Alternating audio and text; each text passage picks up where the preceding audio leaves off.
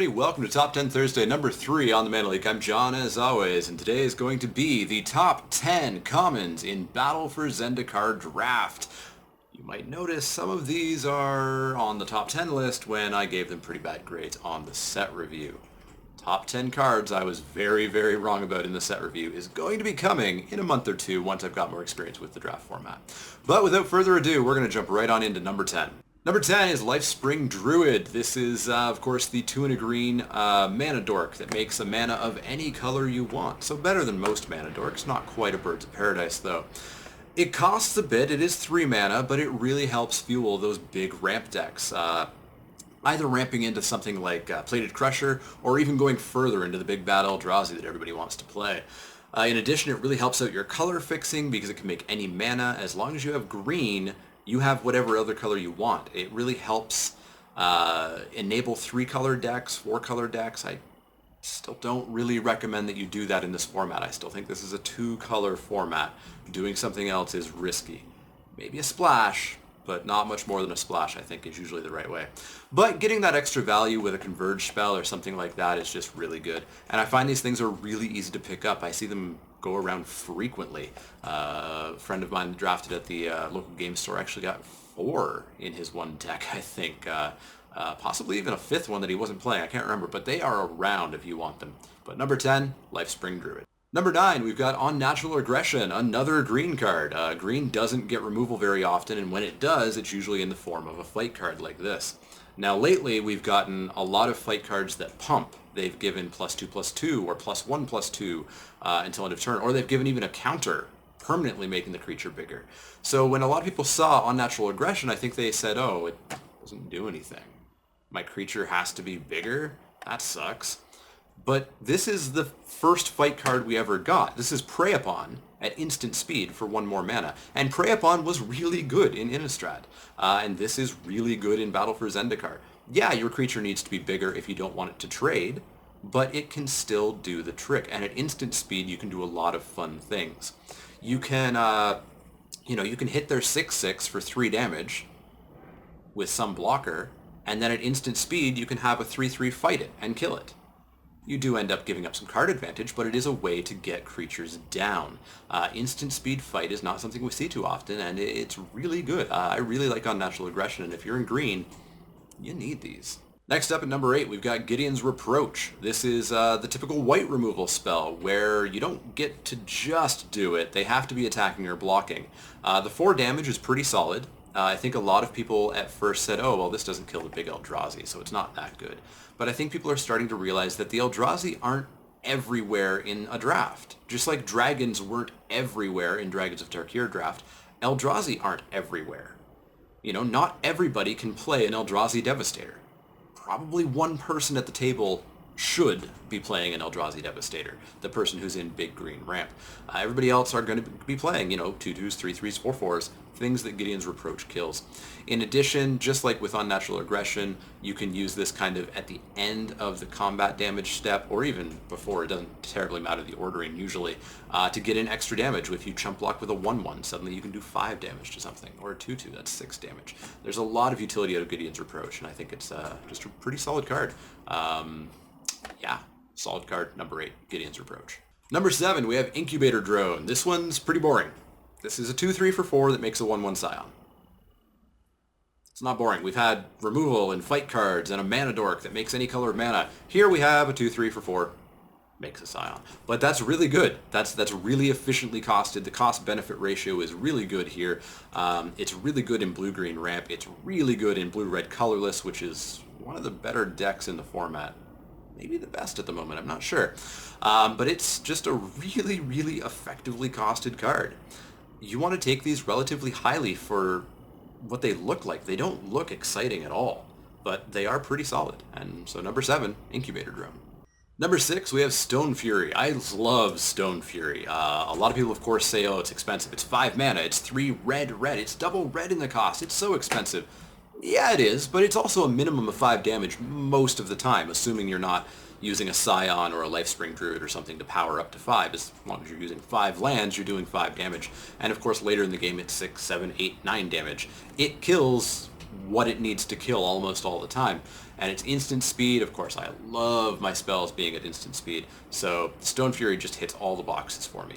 Now, it is 5 mana, so, I don't want multiples of them. I don't know if I'd ever play 2, but that first one, I'm super happy to have. So, number 6? Number 6, Stone Fury. Number 5, we have another red burn spell, Outnumber. Outnumber is another really good burn spell, and it's one that I was pretty hesitant on in the set review. I was worried about the consistency of it. I was thinking, oh, well, how often is this going to be 1 damage? How often is this going to be 0 damage? It turns out not too often. It's pretty consistently a shock, at least, and shock is great. Sometimes it's a lightning bolt. Sometimes it's way more than a lightning bolt. The one downside, of course, is that this doesn't hit players, and most people say, oh, well, so what? I want to kill creatures. Well, no.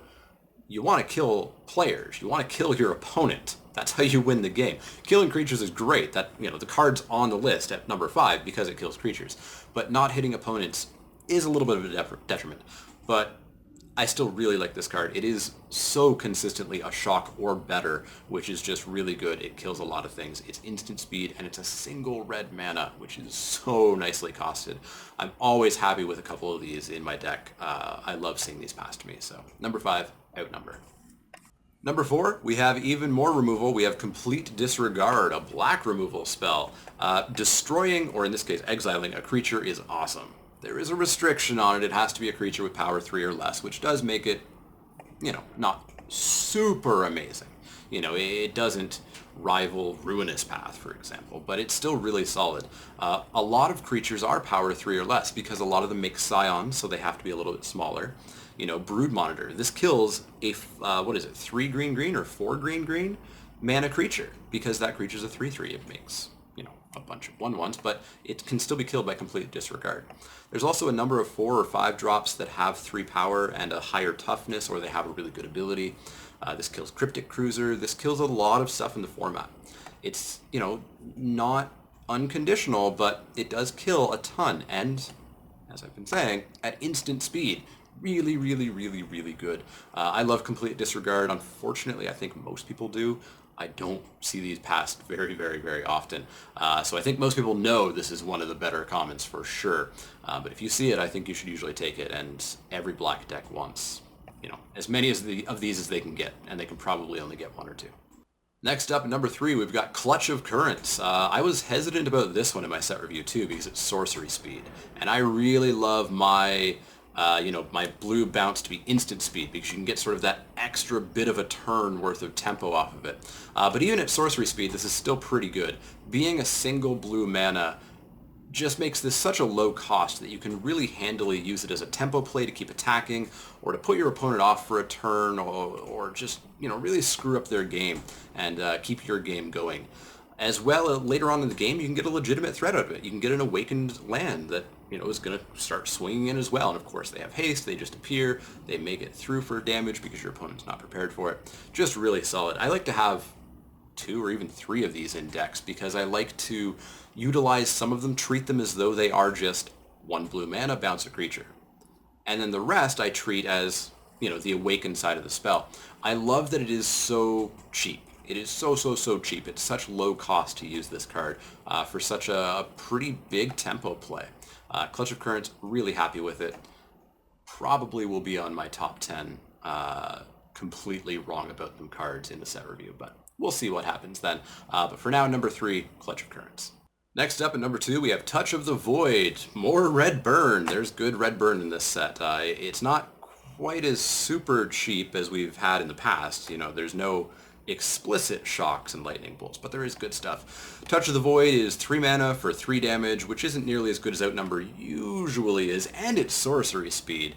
So why does this get to be number 2? Well, it hits players. And as I said, hitting players is important. The ability to just say, oops, you're dead, because you're at 3 and I have this spell in hand, and you're not in blue, you cannot stop this, is huge. So huge. It also turns on the processors that are going to be in blue-red colorless decks. There's just so many useful things of this. If this was instant speed, I would love this so much more. But even at sorcery, it's still absolutely amazing. I'm pretty happy to take Touch of the Void. I'm pretty happy to have multiples.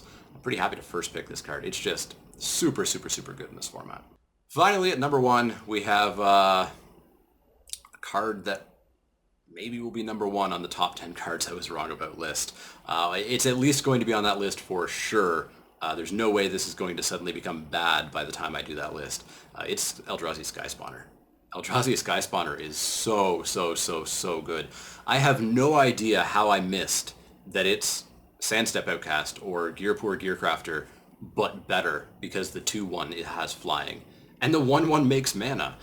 This is just so much better than those 2 cards, and those 2 cards were huge, super first pickable cards. This one is just crazy. This one is so good. It is so efficiently costed. You want to be taking these if you see them. If you get past these, you should probably consider blue as open. Yeah, this card's just, oh, so, so, so good. It helps out in blue-green ramp because you get that Scion, and it's incredible in blue-red colorless because, of course, you get a double boost to something like Vile Aggregate because you have 2 colorless creatures on the board. Or they both get boosts off Ruination Guide or Tide Drifter. This card is just so efficiently costed for what it does. And there's so little flyers in the format as well. Most of the flyers are in blue and white, and if you're one of the blue decks, you're going to have a number of those flyers anyways.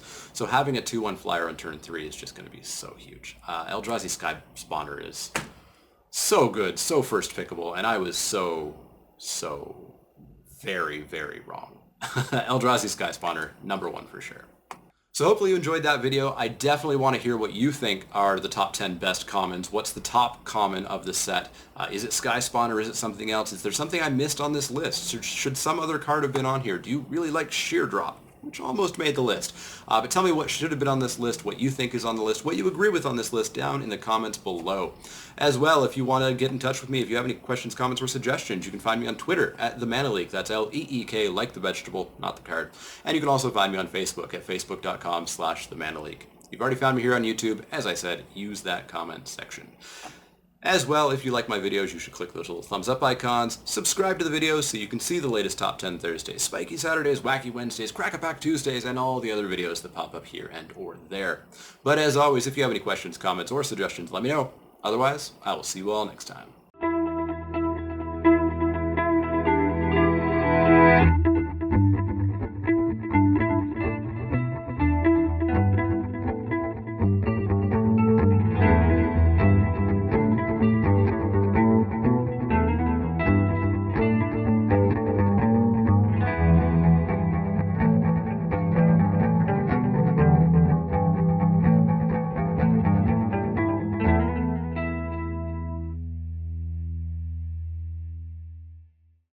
And today's Top 10 Thursday is going to be the top 10. Whoops!